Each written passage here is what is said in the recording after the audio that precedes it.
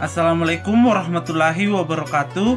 Saya Rizky Randa dengan NIM 20044111060 dari kelas 3C Informatika.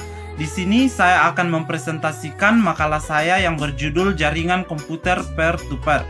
Adapun di sini saya akan membahas 5 poin penting dalam jaringan komputer peer-to-peer, yakni yang pertama, pengertian jaringan peer-to-peer. Yang kedua, sejarah singkat jaringan peer-to-peer. Yang ketiga, klarifikasi jaringan peer-to-peer. Yang keempat, manfaat jaringan peer-to-peer. Dan yang kelima, topologi jaringan peer-to-peer. Yang pertama, pengertian peer-to-peer. Jaringan komputer peer-to-peer termasuk sebuah cabang atau subset dari bidang komputasi terdistribusi. Namun, komputasi terdistribusi sendiri bukanlah cabang dari peer-to-peer.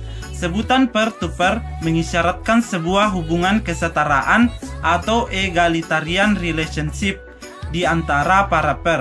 Jadi, secara teknis, jaringan peer-to-peer adalah sebuah jaringan yang memungkinkan semua komputer dalam lingkungannya bertindak atau berstatus sebagai server yang memiliki kemampuan untuk mendistribusikan sekaligus menerima berkas-berkas atau sumber daya atau resource yang ada dalam komputer mereka ke komputer lainnya. Yang kedua, sejarah singkat peer-to-peer.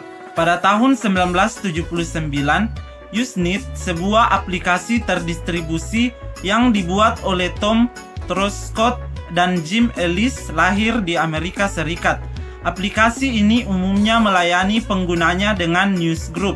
Pada tahun-tahun itu, dunia belum mengenal dan mampu menikmati layanan internet sebaik dan secepat seperti saat ini. Umumnya, berkas-berkas yang berada di dalam komputer milik pengguna Usenet dipertukarkan dalam bentuk batch files. Aplikasi peer-to-peer generasi awal lain yang sukses dan populer adalah Fidonet. Layaknya Usenet, Fidonet juga digunakan secara terdistribusi.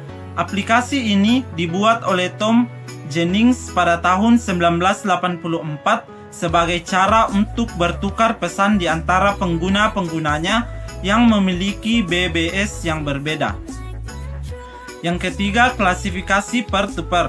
Berdasarkan tingkat atau derajat sentralisasinya, jaringan peer-to-peer terbagi ke dalam dua tipe, yakni yang pertama, peer-to-peer murni. Adapun ciri-cirinya yaitu 1. Masing-masing peer berstatus setara atau egaliter. Setiap peer berstatus sebagai klien juga server. 2. Tidak ada server pusat yang mengatur jaringan. 3. Tidak ada router yang menjadi pusat jaringan. Yang kedua, peer-to-peer hybrid. Adapun ciri-cirinya yaitu 1. Mempunyai server pusat yang memantau dan menjaga informasi yang berada di setiap peer sekaligus merespon peer ketika ada yang meminta informasi itu. 2. Setiap peer bertanggung jawab untuk menyediakan resource yang tersedia. Dan yang ketiga, ada router yang menjadi pusat jaringan. Yang keempat, manfaat peer-to-peer. Tujuan utama dari jaringan peer-to-peer adalah agar semua peer dapat menyediakan sekaligus memanfaatkan resource komputer, termasuk bandwidth, media penyimpanan, dan kemampuan komputasi yang ada di dalam jaringan tersebut. Dengan demikian, ketika node-node atau komputer-komputer telah banyak terhubung dan terjadi banyak permintaan terhadap sistem, kapasitas total yang dimiliki oleh sistem juga akan meningkat. Dan yang terakhir, topologi jaringan peer-to-peer. Shumam Gossemajumder dalam makalahnya yang berjudul Advanced Peer-Based Technology Business, model yang diterbitkan pada tahun 2002, membagi topologi jaringan peer-to-peer ke dalam dua tipe, yakni yang pertama, centralized model. Model ini adalah model yang digunakan oleh Napster. Server ini berfungsi untuk memfasilitasi hubungan antara peer dalam jaringan tersebut. Server tersebut dapat memainkan 1, 2, atau ketiga peran, yakni yang pertama, discovery. Server yang memainkan peran ini akan menyimpan informasi tentang user yang sedang terhubung ke dalam sistem sekaligus memungkinkan semua user untuk mengetahui bagaimana cara menghubungi user tertentu yang sedang berada di dalam jaringan. Yang kedua, lookup. Server dengan peran lookup memiliki kemampuan server dengan peran discovery.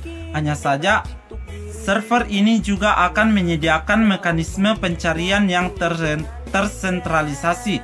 Yang ketiga, content delivery. Dalam peran ini, Per akan mengupload semua atau beberapa data milik mereka ke server pusat. Dengan cara ini, proses transfer data menjadi relatif lebih cepat ketimbang dengan kedua model peran sebelumnya. Dan yang terakhir, decentralized model. Model ini akan membuat semua Per memiliki status dan fitur yang sama dalam sebuah jaringan.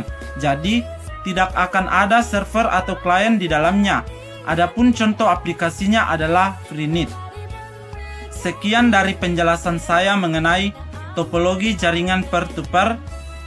Wabillahi taufiq wal hidayat. Assalamualaikum warahmatullahi wabarakatuh dan terima kasih.